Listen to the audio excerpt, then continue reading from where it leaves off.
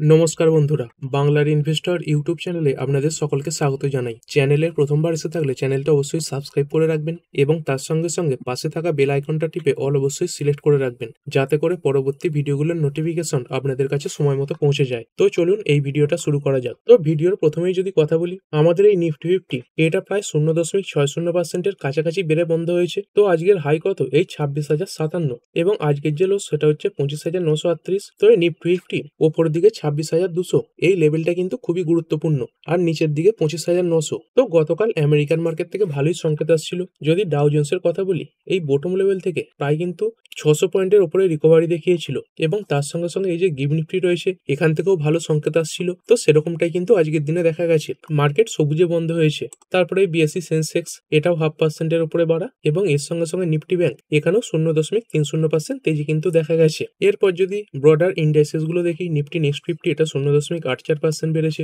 Nifty bank বেড়েছে 0.30%। তারপরে financial services এটা 0.40% বাড়া, মিড ক্যাপ সিলেক্ট বেড়েছে 1.31%। তারপরে 100, 200, 500 সবগুলো দেখতে পাচ্ছেন ভালো ভালো বেড়েছে। এই নিফটি 500 এটা তো 0.25% কাছাকাছি বেড়েছে। তারপরে মিড ক্যাপ 50, মিড ক্যাপ 100 এইগুলো সব 1% উপরে বাড়া। এই স্মল ক্যাপ 100, স্মল ক্যাপ 50 এগুলো সব 0.90% কাছাকাছি কিন্তু বাড়া রয়েছে। তো প্রতিটা ইন্ডাইসেসেই আজকে কিন্তু এই পজিটিভিটি দেখা গেছে এবং মার্কেট বেড়েতেও ভালো। তো দেখতে পাচ্ছেন 3,195 খানা স্টকের মধ্যে 2,071 খানা বেড়ে বন্ধ হয়েছে এবং 1,036 খানা নেগেটিভে বন্ধ হয়েছে। আর এই 3,195 খানা এগুলো কিন্তু এনএসসি স্টক। আর বিভিন্ন সেক্টরগুলো কেমন পারফর্ম করেছে, তো যদি কথা বলি এই নিফটি এফএমসিজি এবং এই নিফটি মিডিয়া এগুলো বাদ দিয়ে বাকি সবই কিন্তু সবুজেই বন্ধ হয়েছে। এই নিফটি অটো এটা প্রায় 0.60% কাছাকাছি বাড়া। তারপরে ফাইন্যান্সিয়াল সার্ভিসেস এটা 0.5% বেড়েছে, নিফটি আইটি এটাও 0.5% কাছাকাছি বাড়া। তবে আজকে সব থেকে ভালো পারফর্ম করেছে মেটাল, এটা 2.63% বেড়ে গেছে। তারপরে নিফটি ফার্মা এটা 0.11% বাড়া, নিফটি বিএসইউ ব্যাংক এটা বেড়েছে 0.15%। তারপরে প্রাইভেট ব্যাংক এটাও প্রায় 0.5%-এর কাছাকাছি বাড়া এবং নিফটি রিয়ালটি এখানে 1.53% তেজি কিন্তু এই মুহূর্তে দেখা যাচ্ছে। এরপরে যদি কথা বলি ইউএস এবং আমেরিকার ট্রেড ডিলের ব্যাপারে, তো 10 তারিখে আমেরিকার যে অফিসিয়ালরা তারা ইন্ডিয়াতে এসেছিলেন এবং আমেরিকার তরফ থেকে এটাই বলা হচ্ছে যে ইন্ডিয়া এখনো পর্যন্ত সব থেকে ভালো অফার কিন্তু আমেরিকাকে দিয়েছে। তো তারপরে দেখতে পাচ্ছেন আমাদের প্রধানমন্ত্রী এবং আমেরিকার যে প্রেসিডেন্ট রয়েছেন ট্রাম্প, তাদের মধ্যে ফোন কলে কথাবার্তা হয়েছে। তো ফোন কলে এটাই বলা হচ্ছে ইন্ডিয়া যখন এত ভালো অফার দিচ্ছে, আমেরিকার উচিত এটাকে তাড়াতাড়ি অ্যাকসেপ্ট করে নেওয়া। তো এই যে ট্রেড ডিল সেটা কমপ্লিট হওয়ার সম্ভাবনাও দেখা যাচ্ছে।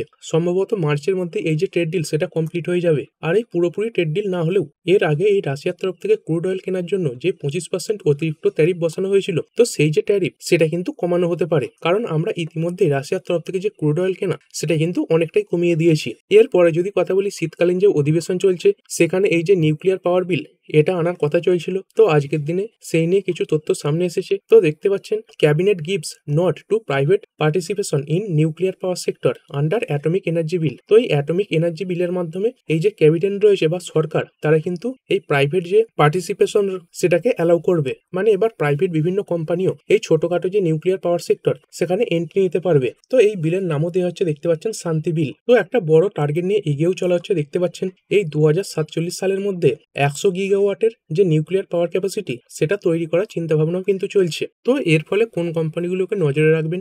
যেই কোম্পানিগুলো সরাসরি এই নিউক্লিয়ার পাওয়ার তৈরির সঙ্গে যুক্ত এবং যেইগুলো এই নিউক্লিয়ার পাওয়ারের যে ইকুইপমেন্ট সেগুলো সরবরাহ করে, যেমন তার মধ্যে এমটার টেক রয়েছে, তার সঙ্গে সঙ্গে টাটা পাওয়ার এই কোম্পানিটাও রয়েছে। তারপরে যদি কথা বলি এই বিএইচইএল বা ভেল এই কোম্পানিটাকে দেখতে পারেন। তারপরে এনটিপিসি এই কোম্পানি রয়েছে। তারপরে পাওয়ার মেচ প্রজেক্ট রয়েছে এবং যে কোম্পানিগুলো ইকুইপমেন্ট ডেলিভারি করে সেই কোম্পানিগুলোর মধ্যে যদি কথা বলি তাহলে কেএসবি লিমিটেড রয়েছে এবং এর সঙ্গে সঙ্গে একটি কোম্পানি আজকের দিনে তো প্রায় 13%-এর কাছাকাছি বেড়েছে, এই ওয়ালচাননগর ইন্ডাস্ট্রিজ লিমিটেড। তো এই কোম্পানিগুলোকে কিন্তু নজরে রাখতে পারেন। তো এই কোম্পানিগুলো সরাসরি বা পরোক্ষভাবে এই নিউক্লিয়ার পাওয়ার সেগমেন্টের সঙ্গে কিন্তু যুক্ত রয়েছে।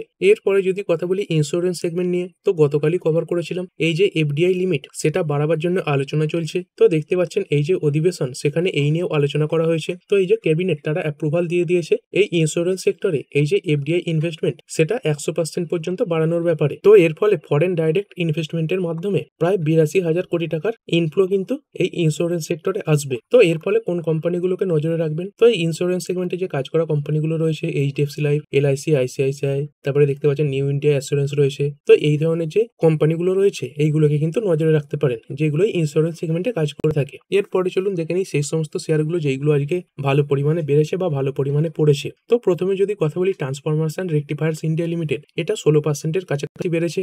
তো স্টকটা অনেকটা পড়েও ছিল, যদি দেখেন এই টপ লেভেল থেকে প্রায় কিন্তু 27 থেকে 30% কাছাকাছি পড়া ছিল। তো আজকের দিনে প্রায় কিন্তু 16% কাছাকাছি রিকভারি দেখিয়েছে। তারপরে জিএমডিসি এটা 5% উপরে বেড়েছে। তো কোম্পানি একটা এই কোল মাইনের ব্যাপারে ক্লিয়ারেন্স পেয়ে গেছে। দেখতে পাচ্ছেন এই যে উড়িষ্যাতে একটা কোল মাইন রয়েছে, তো সেখানে কোম্পানি এই যে মাইন সেটা কিন্তু চালাতে পারবে। তারপরে হিন্দুস্তান জিঙ্ক লিমিটেড, তো এটা 7.34% বেড়েছে। তো প্রিসিয়াস যে মেটাল রয়েছে এবং তার সঙ্গে সঙ্গে এমনি যে মেটাল সেগুলোর দাম নিয়মিত বাড়ছে। তো যদি দেখেন আজকের দিনেই এই যে সিলভার সেটা কিন্তু 2 লাখের যে কোন্ডি সেটাকে প্রথমবারের জন্য পেরিয়ে গেছে। এবং তারপরে এই যে হিন্দুস্তান জিঙ্ক, এখানে কিন্তু এত ভালো একটা তেজি দেখা যাচ্ছে। তো দেখতে পাচ্ছেন এই যে গোল্ডের দাম, এটা আজকের দিনে 1.92% বেড়ে এই 1,35,000 এটাকে ছাপিয়ে গেছে। এবং এই যে সিলভার রয়েছে এটা কেজিতে এই 2 লাখের যে গন্ডি সেটাকে টপকে ওপরে উঠেছে। তো যদি কোম্পানির অপারেটিং প্রফিট ব্রেকআপ দেখেন, তো দেখতে পাচ্ছেন এই জিঙ্ক থেকে কোম্পানির লাভ হয় এই 57% এবং সিলভার থেকে কোম্পানির যে লাভ হয় সেটা হচ্ছে 41%-এর কাছাকাছি।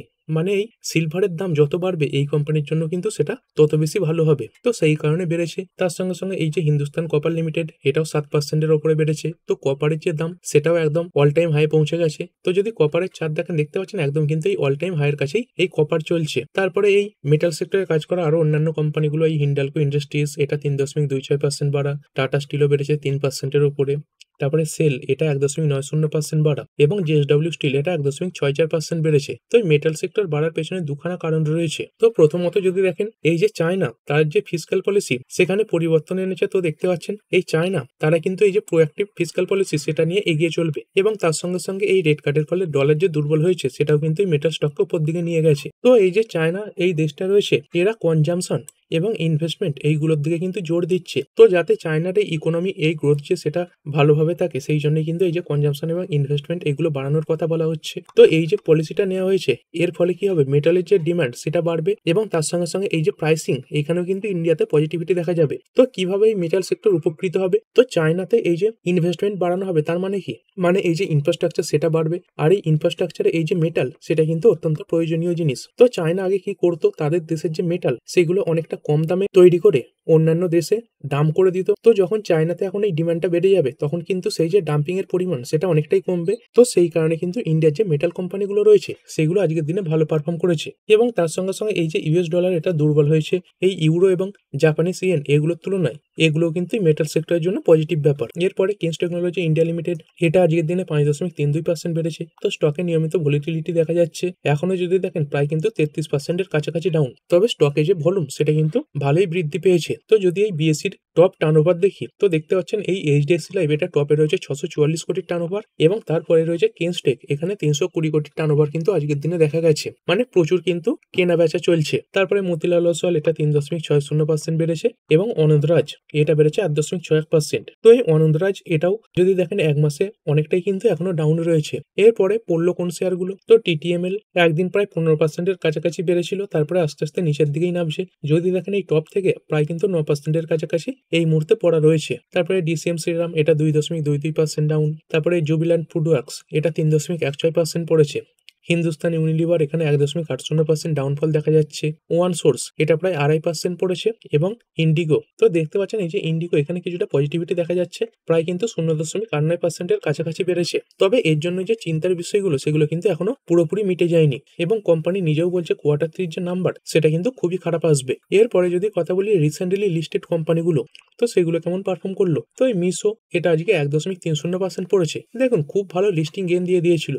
তো তারপরে এই যে আস্তে আস্তে পড়ছে এটাকে কিন্তু মেনে নেওয়াই যায়। তারপরে এই আকাশ এটা পড়েছে 2.89% এবং এই বিদ্যা ওয়ার্স এটা 2.38% ডাউন হয়ে গেছে। তো এই যে বিদ্যা ওয়ার্স এখানে রিটেলরাই কিন্তু সব থেকে বেশি পার্টিসিপেট করেছিল, সেই তুলনায় বড় বড় যে ইনভেস্টর তাদের কিন্তু পার্টিসিপেশন খুব কমই ছিল। তো আস্তে আস্তে এই রিটেলদের তরফ থেকে কিন্তু ভালোই সেলিং আসছে। আর ভিডিও শেষে নিফটি একবার দেখে নেবো, তো 36খানা কোম্পানি পজিটিভে বন্ধ হলো এবং 14খানা কোম্পানি নেগেটিভে বন্ধ হলো। আর এই নিফটির মধ্যে কোনগুলো ভালো এবং খারাপ পারফর্ম করলো, তো দেখতে পাচ্ছেন প্রথমেই রয়েছে টাটা স্টিল স্টিল 3.38% বাড়া। তারপরে হিন্ডালকো এটা বেড়েছে 3.26%। তারপরে ইটার্নাল এটা 2.37% বেড়েছে।